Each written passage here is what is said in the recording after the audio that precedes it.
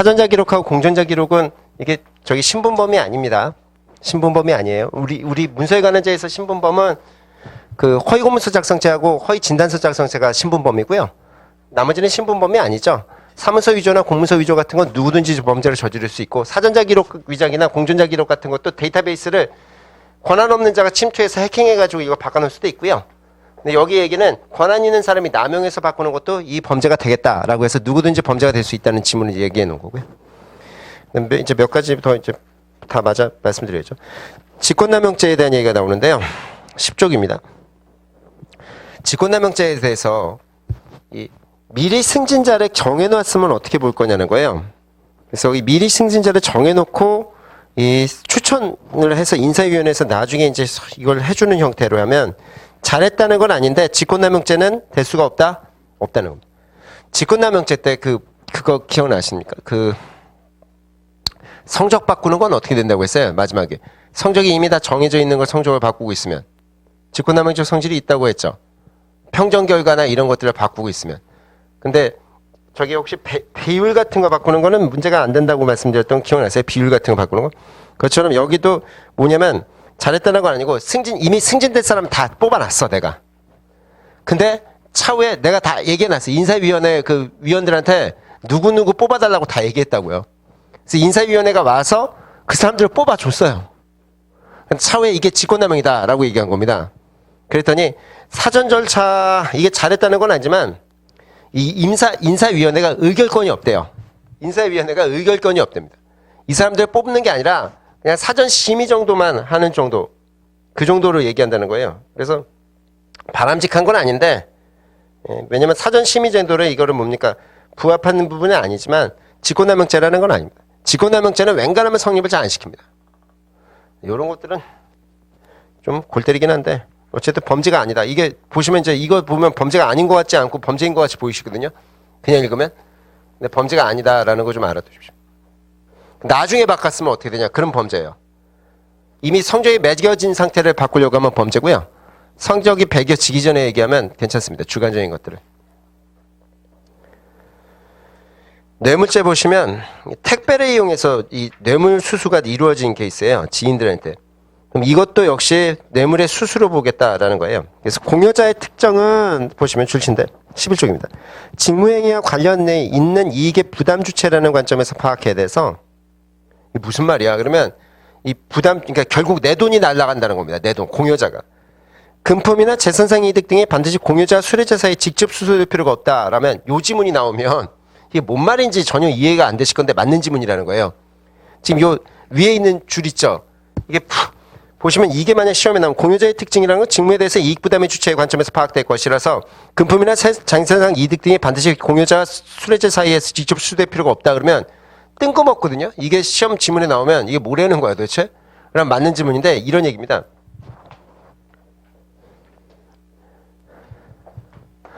얘가 수수자, 얘가 공여자, 직내자죠. 그럼 얘가 꼭 얘한테 줘야 되냐 이거예요. 얘가 얘한테 주는 건 100% 수수, 얘는 100% 징여죠. 얘는 이제 공여자인데 꼭 이렇게 줄 필요 없이 이렇게 줄 수도 있다는 거예요. 그럼 이렇게 주면 뭡니까 실은? 제3자 뇌물 공여죄죠. 얘한테 가지 않고 얘한테 가면. 근데 얘가 뭐예요? 얘가 가족 같은 경우에는 얘가 뭐가 된다고 했어요? 얘한테 줬다 해도 제3자 뇌물 공여죄가 아니라 129조의 뇌물수수죄로 뭐 이해하겠다는 거죠. 가족 같으면.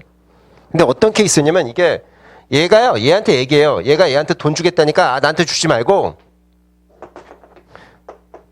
X 뭐 Z 뭐 이런 사람들이 쫙 얘네들한테 뿌리래.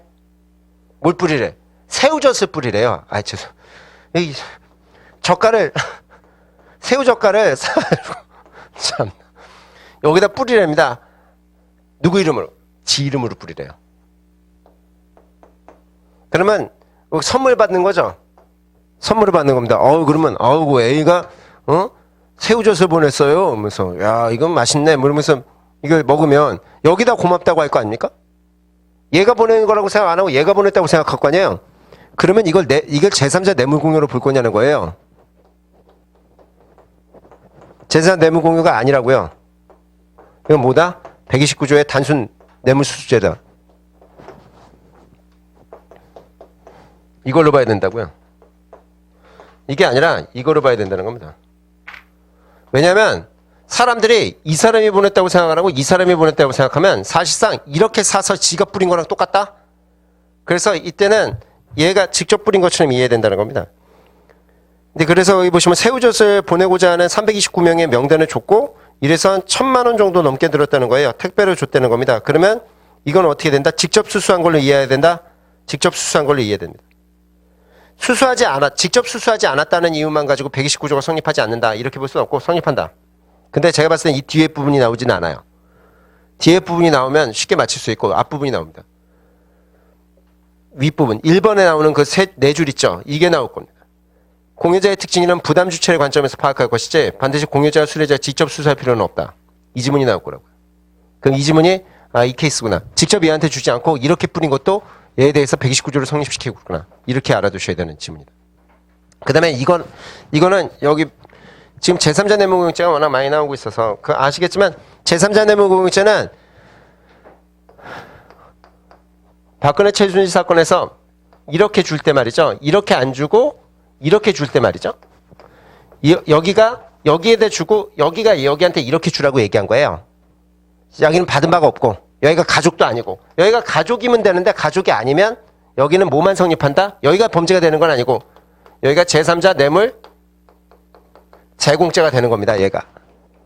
얘는 뭡니까? 직례죄고.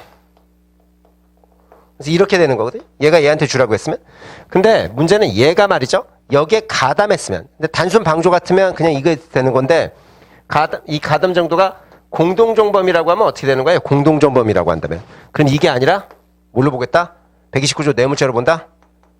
뇌물수수로 봅니다. 뇌물수수의 공동정범으로 봐요.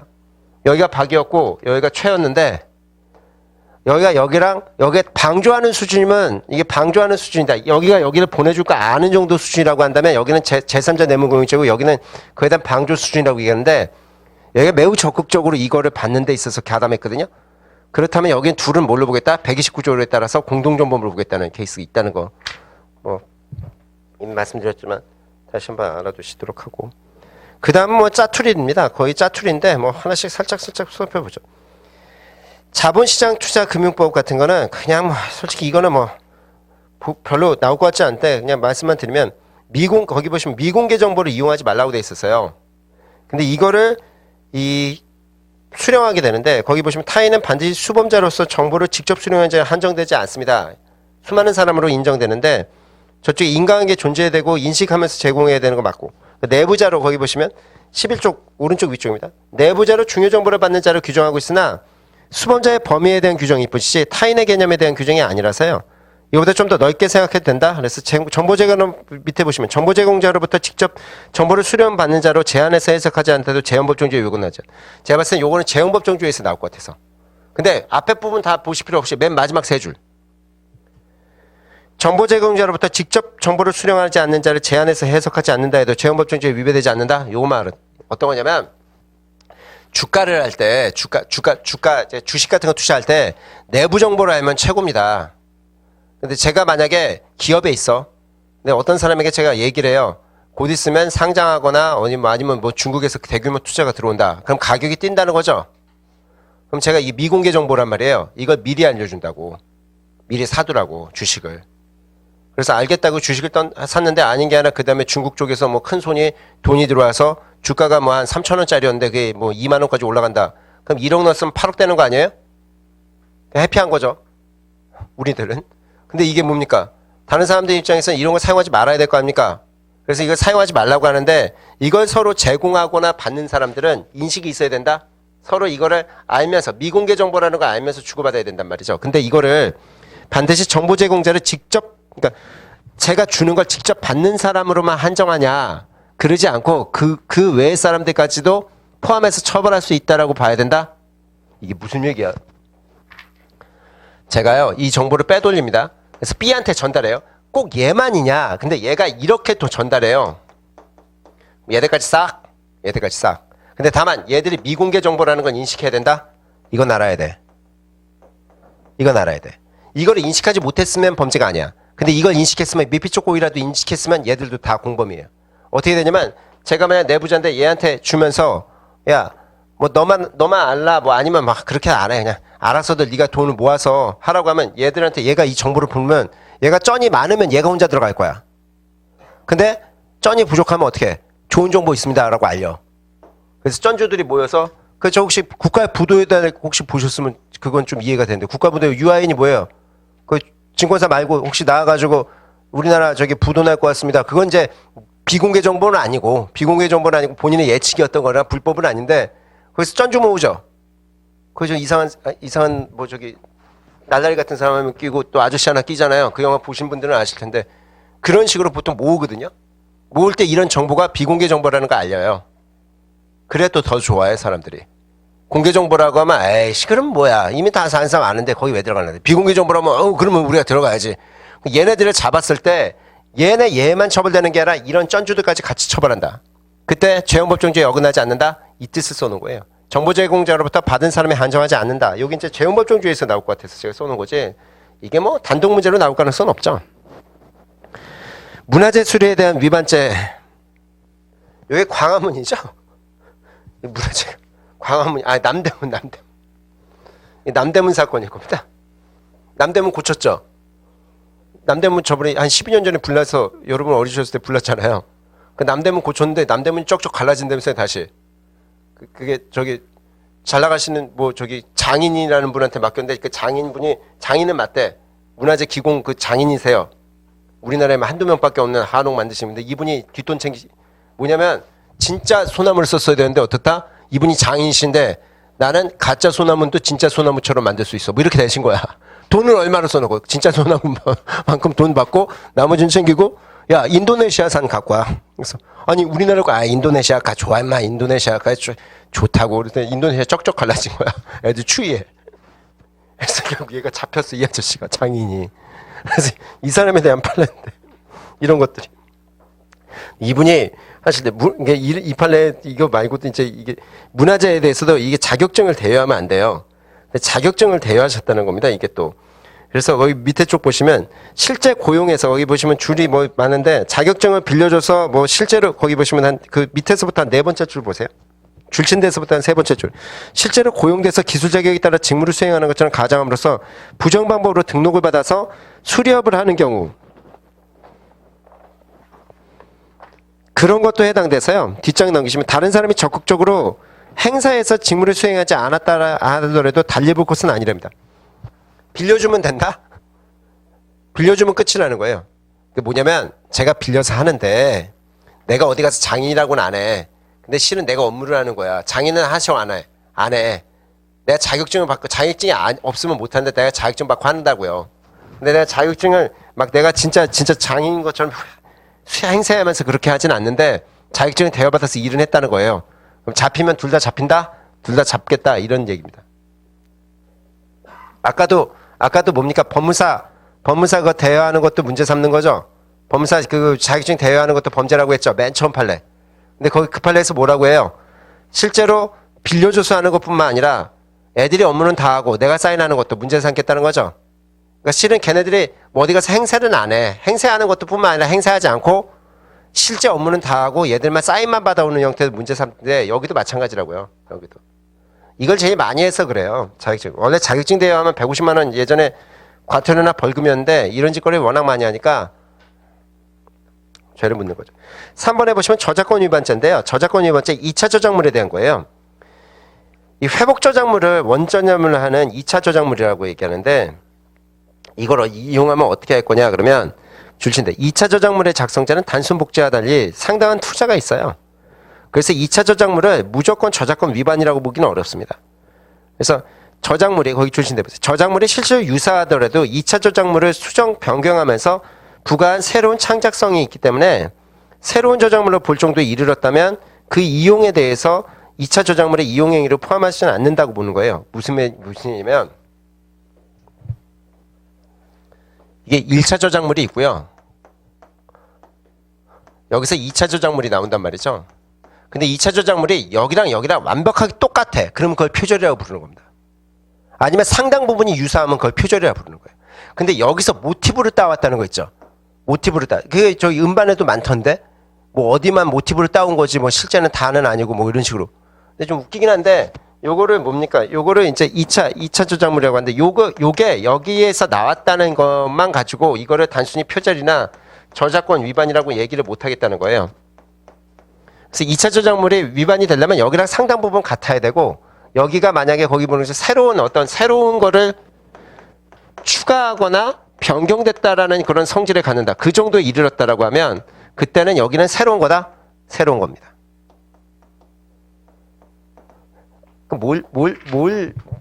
혹시 그 패러디라는 거 아세요? 패러디. 영화 같은 데면 그 오마주라고도 부르던데 어디서 봤던 거 같은 거를 똑같이 갖다 쓰고 뭐 이런 거 있죠. 근데 이제 그런 것들이 그게 완벽하게 동일하면 문제를 삼을 수 있어도 근데 완벽하게 동일하지 않고 그게 새로운 개념을 만들어낸 거라고 한다면 그 정도에 이르렀다라고 한다면 상관이 없겠다. 프리퀄 뭐 이런 거 아세요? 프리퀄? 그러니까 종전에 있었던 게 있었는데 그거를 다시 뒤집으면서 만드는 뭐 그런 영화들 같은 거 아세요? 개념이? 여기 이제 아마 만화를 뺏긴 것 같은데 등장인물은 참 비슷한데 이게 시대나 이런 상황들이 다르고 뭐 이렇다면 새로운 거죠. 뭐 있나? 영화 같은 데선? 여러분들이 좋아하는 여러분들이 보셨던 건 어벤져스 아닙니까? 어벤져스가 거의 물론 같은 제작사에서 만들어서 큰 문제는 없는데 어벤져스 1이 나왔잖아요. 근데 어벤져스 1은 하니까 어벤져스 2가 나온 것까지 좋은데 그 다음에 뭐 그 종전까지 막 그래서 뭐 걔 캡틴 아메리카까지 우리가 보고 뭐 별의별 헐크는 또 왜 그렇게 되는지 그런 것들도 왜 내가 보고 있는지 모르겠지만 막 이렇게 보는 거잖아요. 줄줄이 앞에 만들잖아요. 근데 이게 원저작물의 내용들이 또 나와. 그래서 뭐라고 해요? 또 그거 먼저 3편 보시러 가려면 1, 2편 보시고 가셔야 돼요. 그래서 보시기 힘든 분들은 유튜브 잠깐 보실래요? 우리 20분에 간단 정리 뭐 이래가지고 우리가 1, 2편 간단히 정리하고 가잖아요. 그래서 다 보고 왔어야 되네. 너무 심오하네. 그래서 뭐 그런데 요런 1, 2편에 3편이 나왔을 때 이 3편이 1, 2편의 주인공들을 땄다고 해서 무조건 얘를 표절이다 이렇게 볼 건 없고 이게 새로운 어떤 배경이나 이래서 새롭다면 그렇다면 다르다 이렇게 보겠다는 거. 대통령 기록물에 대한 무단 파기 보시면 이 대통령 기록물은 공문서입니다. 그건 뭐 당연하지 않습니까? 이게 사문서가 아니라 공문서죠. 그래서 여기 공문서로 성립한 이후에 기록물로 생산되는 거라서. 근데 이때 밑에 보시면 보유라는 개념은 사실상 보유를 의미하는 게 타당하고요. 등록이나 이관에 이르지 않았다 하더라도 일단은 성립한 걸로 본다는 겁니다. 그러니까 꼭 등록돼야지만 이게 성립한 거냐? 아니면 등록 이전이라도 등록하기 전이라도 대통령 기록물이다? 기록물이다. 즉 공문서라 이거예요. 이게 인정돼요. 그래서 이거를 파기했을 때 이게 등록하기 이전에 기록물을 파기했대요. 그래도 이 죄가 인정된다는 겁니다. 그러니까 등록 이후의 거를 파기하는 건 당연하고 등록 이전의 걸 파기하더라도 범죄다. 그래서 저쪽에 보시면 미완성인 거라도 맨 위쪽에 보시면 12쪽 위쪽에 미완성인 거라 반려된 걸 포함해서 미완성인 거라도 본죄가 성립이 있다? 영향이 없다. 만약에 시험에 이게 뭐 나올까 싶긴 한데 결제 단계나 반려된 문서는 포함되지 않으면 그러면 그렇지 않습니다. 이게 결제되지 않았고 완성되지 않은 거라도 어떻게 한다? 하나도 건드리지 말고 어떻게 해라? 파기하지 말라는 거죠. 많은 대통령들께서 나오시면서 파기하셨다는 거 아니겠습니까? 이 법을 왜 만들었어? 근데 뭐 더 큰 범죄가 있겠지. 그러니까 또 파기하고 나오시는 거 아니에요? 이걸로 차라리 걸려 들어가는 게 낫다고 생각하는 거 아닙니까? 뭘 하길래. 어쨌든 그래서 이게 만들어지기 미완성거라도 어떻다? 본죄 성립이 영향이 없다. 그 정도만 체크하시면 되고 5번은 병역 이게 양심적 병역 거부는 이미 우리 시험에 나왔잖아요. 양심적 병역 거부는 뭐예요? 구속 요건이 조각된다는 거죠. 우리 시험의 표현에 이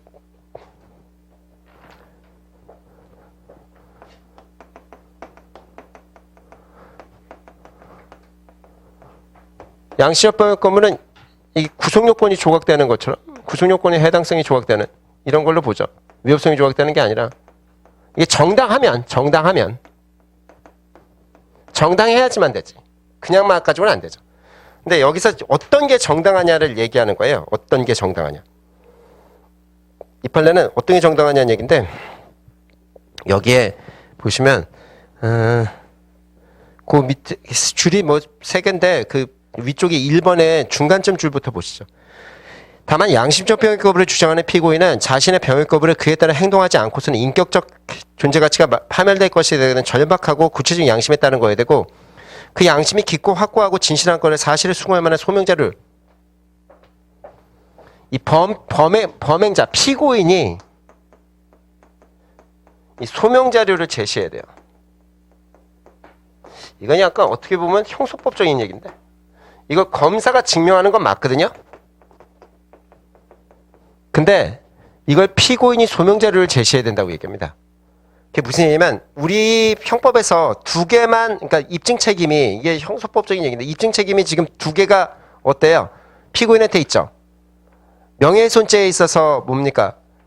사실에 그러니까 위호성 조각사예요. 사실 적시에 대해 공공의 이익이 있다는 부분을 누가 증명해야 된다? 피고인이 증명해야 된다는 거죠. 본인이. 그 다음에 하나는 263조에서 동시범 특례.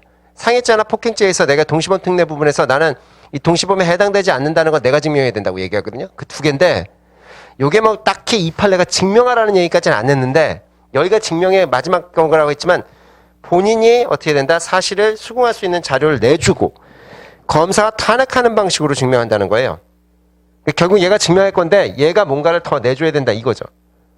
근데 여기는 뭐 제가 그것 때문에 낸 건 아니고 여기 이제 뒷부분에 이게 이 정도가 되면 범죄가 안 된다는 거, 범죄가 성립하는 겁니다. 밑에 쪽에 보시면 종교활동을 중단해서 9년간 활동하지 않았답니다. 근데 이게 50세가 아니고 군대 가시는 분들은 20대죠. 절반은 종교생활 안 하셨다는 얘기예요. 이해되세요? 19, 21 정도에 가는 거 아닙니까? 근데 어렸을 때 침례를 받았다는 거야. 그러면 어렸을 때 알지도 못하고 들어가는 거야, 거기에. 뭐 알아요? 뭐 8살 때 뭐 이렇게 모태신앙 갖고 계신 분들 계시죠? 모태신앙. 뭐 알고 거기 가셔서 계셨어요? 그냥 엄마 아빠 가서 앉아 있으니까 이따가 뭡니까? 뭐 거기 가서 뭐 그러다가 뭐 친구들이 거기 살고 뭐 먹고 주고 그러니까 뭐 거기서 놀다가 보니까 그래서 이제 우리가 종교에 대해 좀 알 수 있는 건 뭡니까? 초등학교 고학년쯤부터 이제 안 갈까 이거 뭐 좀 그러니까 엄마 안 가냐 그러면 뭐 그냥 가기도 하고 이때부터야. 그러면 굳이 아는 건 한 10살 내외란 말이야. 근데 그때부터 9년이면 이 사람은 아무것도 안 했다는 거야. 그거에 대해서. 근데 갑자기 이제 군대 갈 때가 되니까 종교심이 갑자기 이제 불어 넣어지는 거죠. 이게 뭐 개시가 되어오는 거지. 예. 근데 이것도 입영 전날 갑자기 이게 들어와요. 종교적 신념에 따라 거부하기로 마음을 먹었다는 거예요. 입영 전날. 잠을 자다가 저도 오늘 아침에 제의시를 받았어요. 가지 말자. 가지 말고 자료만 나눠주자. 설명해도 별로 별 의미도 없는데 가지 말자. 그러니까 게시를 받았다가 욕먹을까봐. 이쯤 되면 어떻게 된다? 범법이다? 혹시나 이게 제가 이거를 써놓은 이유가 78내기도 하지만 우리가 이게 된다고만 해놔니까 이게 너무 기계적이지 않습니까? 범죄가 안 된다고 생각하시는 분들이 계셔서 그래. 범죄가 된다? 이게 없으면 범죄가 되는 거예요. 근데 정당한 이유를 누가 임명해야 된다? 지가 증명해야 되고 그 다음에 방금 전에 본 정도의 얘기가 되면 정당하지 않다? 얘는 범법이다? 얘는 범법이에요. 얘 군대 가야 된다? 군대 가야 됩니다. 벌금도 내고.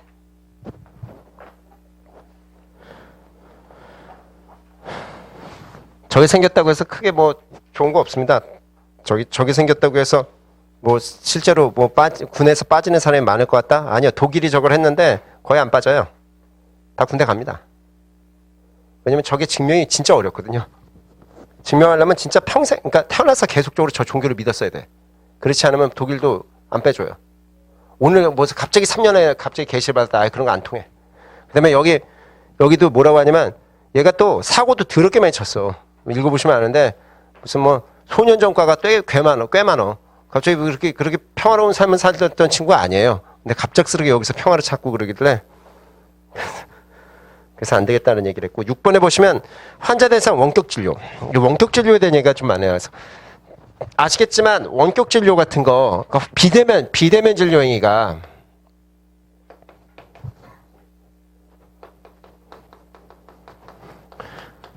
그러니까 내원하지 않은 경우, 그러니까 내원하지 않고 내원 진찰이 아니고 요건 이제 원격 진료라고 하죠. 원격 진료를 받았을 때 여기 유추해석 쪽에서는 이거를 의사가 한 걸로 본다? 의사가 대면하지 않고 이걸로 안 보죠. 이걸로 해석하면 안 되죠. 이걸로 해석해서는 유추해석이죠. 이해되세요? 이렇게 해석하면 유추해석입니다. 유추해석 금지에 반해요. 이렇게 해석하면 이거를. 그러니까 의사가 대면한 걸로 봐라. 의사가 대면한 걸로 보라는 거예요. 의사가 진찰한 걸로 보라는 거예요. 유추해석 금지에 반합니다. 이것도 아시고 근데 다만 요거를 건보료를 받아 먹으면 보험금을 수령하면 요걸 해놓고서 요걸 받아보면 뭐라는 거예요? 의료법 위반이다? 이건 의료법 위반이에요. 일종의 사기? 일종의 보험 사기. 누가? 의사가. 그러니까 비대면은 돈을 못 받아. 비대면은. 근데 여기 이제 하나 더 판례가 또 추가된 거예요.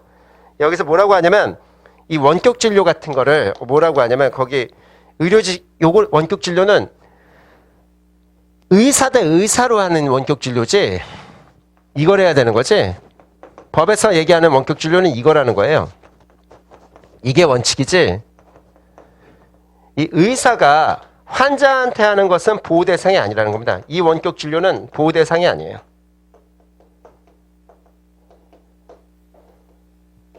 거기도 그래서 보시면 의료기관 내에서만 해야 되거든요. 그러면 의료인이 거기 두 번째 줄 좀 내보세요. 의료기술이나 기술에 대해서 원격 의료를 할 수 있다라고 되어 있는데 의료인이 의료인에게입니다. 의료인이 의료인에게. 그래서 의료인 대 의료인으로 제한적으로만 허용하고 있다라는 표시가 있죠.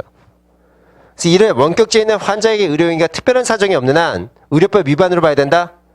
환자나 환자의 보호자의 요청에 의한 경우라도 동일하게 적용한다. 여기가 제가 봤을 땐 시험에는 유추해석에서 나올 가능성이 높은데 뭐라고 하냐면 내원 진료가 아닌 이 원격 진료는 기본적으로 안 되는 거다. 안 되는 거다. 안 되는 거라고 얘기하면서 환자가 요청했을 때도 마찬가지다. 처벌한다. 환자가 요청했어도 처벌한다. 의료법 위반 행위라는 거예요. 근데 다만 이거를 의사가 대면하지 않고 한 걸로 해석할 수는 없는데 다만 이거 의료법상 보호 대상이 아니라는 거죠. 그래서 이에 대해서는 돈 받으면 확실히 범법. 돈 안 받으면 뭐 상관없을 거예요. 돈 안 받으면. 근데 이제 여기 얘기는 결국은 건보료 하면 요거 처벌이고 환자한테 돈 받아도 안 되고 원격 진료한다면 환자한테 돈 받으면 안 돼요. 만약 원격 진료 자체를 문제 삼지는 않습니다. 아니 의사한테 전화로 물어볼 때도 있어. 그렇지 않나요? 근데 이거를 전부 그러면 아마 저기 가까운 병원 가셔야 될 것 같은데 위장에 약간 위험이 있으신 것 같다고 그 증상은 이게 불법이라고 얘기할 수는 없다고요. 그럼 뭐 그걸 아는 사람한테 의사면 아는 사람한테 물어볼 수도 있잖아. 그렇지 않나요? 우리 형이 의사면 내가 전화 걸어서 형 내가 지금 배가 지금 되게 아프고 그러면 야 그거 맹장 터진 걸지 모르니까 가봐. 그럼 이게 범법이라고 얘기하면 그럼 내 친구가 의사면 야 내가 지금 요즘 뭐 목이 아픈데 병원 가봐야 될 텐데 아마 그런 거면 뭐 어쩌고저쩌고야 이렇게 하는 거 다 범법. 야 근데 범법 이건 아니지. 그러니까 이게 범법은 아닌데 그다음에 이렇게 해놓고서 의사가 뭐라는 거예요? 야 그거 저기 2만 원 보내야 돼 진료비. 이때부터 범법이라고 얘기하는 거예요. 근데 이때 이게 보호 대상이 안 된다는 건 돈 받으면 안 된다는 얘기예요. 요게. 그다음에 7번에 보시면 도지사 사건인데 잘 아시는 도지사님이신데 여기 이제 그러니까 이 공직선거법상 허위사실 공표죄였는데 이게 기소한 게 무리야. 제가 봤을 때는 여기도 이제 결국 무죄가 떨어졌는데 후보자 사이의 질문이나 답변 거의 맨촌 주장이나 반론을 공방하는 건데 제한적 시간에 즉흥적으로 이루어지기 때문에 이게 한계가 있어요. 그래서 이때 거짓말이 있었던 건 사실이라는 겁니다. 거짓말이 그러니까 법원이 이랬어요. 거짓말하신 건 맞다. 근데 이 거짓말에 이르게 된 경위를 봤을 때 이거를 처벌하기 시작하면 답이 없다고 생각하는 겁니다. 그래서 이쪽 오른쪽 보시면 일정한 한계를 넘는 표현에 대해서 엄정 조치를 취할 필요성이 있지만 그에 앞서 자유로운 토론과 이 민주주의 문제 때문에 표현의 자유 때문에 일률적으로 책임을 부과할 수가 없대요. 그래서 허위공문서 여기 보시면 밑에 쪽에 주제나 맥락에 관련 없이 일방적으로 허위사실을 드러내서 알렸다는 의도만 가지고 적극적으로 허위사실을 표명한 것이 특별한 사정이 없는 한 허위사실 공표죄라고 얘기할 수 없다? 없다. 다소 과장이나 약간의 거짓이 있다 하더라도 허위사실로 표현해서 안 된다라는 겁니다. 그때 뭐 질문 받고 거짓말 자체가 하셨다는 거죠? 아시잖아요? 굉장히 유력하신 그분이 그 선거 때 그 전체 그 뭡니까 토론회 때 뭐 토론회 같은 건 저도 안 보니까 유튜브 때 바쁘지 뭐 토론회 보고 앉아서 근데 이제 그런 일이 있었다는 거예요. 근데 이제 그때 법원이 뭐라고 하냐면 그렇다 하더라도 그거를 거짓말할 의도가 고의가 없다는 겁니다. 고의가. 그 당시에 거짓말을 하려는 의도나 이런 것들이 없다고 생각하는 거예요. 그래서 이거는 뭐 그냥 고의나 뭐 이런 거에 나올 수 있는, 글쎄. 그 다음에 8번은 금융실명제법 위반행위인데 13쪽 밑입니다. 14쪽 넘어가지 마시고 13쪽 맨 밑에 신용카드 대금 결제 문분 요거하고 줄 안 쳐놨지만 요 금융거래에 대한 정보 자료라고 했을 때 요 대금 채무라는 것과 신용카드의 사용 내역 그런 것들이 금융거래 내역, 금융실명제법이 보호하는 금융거래 내용에 포함합니다. 뭐 이건 너무 당연한 얘기인데 무슨 얘기야? 그러면 여러분이 카드 쓰신 거 있죠? 여러분이 어디 가서 긁으신 것들 있잖아요. 딴 사람이 보면 됩니까? 안 됩니까? 안 봐야지. 그렇지 않나요? 여러분이 어디서 저기 뭐 드시는 거, 이 사람은 중국 요리를 엄청 좋아하는구만. 이거 왜 도대체 다른 사람이 알아야 돼? 이게 혹시 딴 사람한테 유포되면 어떻게 되겠다? 범죄를 보겠다? 금융실명제법 위반으로 보겠다. 신용탈금의 결제 사용 내역을 이것도 뭘로 본다? 보호 대상이다? 보호 대상으로 보겠다. 이제 마지막 판례. 마지막 판례는 집시법에 관한 건데 요거는 그때 하나 설명드렸죠. 낙태죄하고 관련해서 낙태죄가 헌법 불합치 맞고 지금 입법이 없었다고 몇 번 말씀드렸죠. 그래서 무죄로 판결해야 된다는 거죠. 그거랑 동일한 개념이에요. 여기 보시면 집시법 중에 국회의사당 앞에서 집회를 하면 안 됩니다. 종전에 그랬어요. 100m라고 했었거든요. 100m 바깥에서 해야 되는데 이거를 위원을 때려서요. 위원이라고 하기보다는 헌법 불합치를 하면서 국회의사당으로부터 100m 제한은 너무 과도하다. 그래서 국회가 다시 정하라. 뭐 50m가 됐든 30m가 됐든 어떻게 다시 정하라고 했어요. 2019년 12월 30일까지 다시 정하라고 했거든요. 헌법재판소가. 근데 2019년 12월 30일까지 얘기를 안 합니다. 법 규정이 안 만들어졌어. 그럼 이제부터 못 때려야 된다. 면소무죄. 무죄.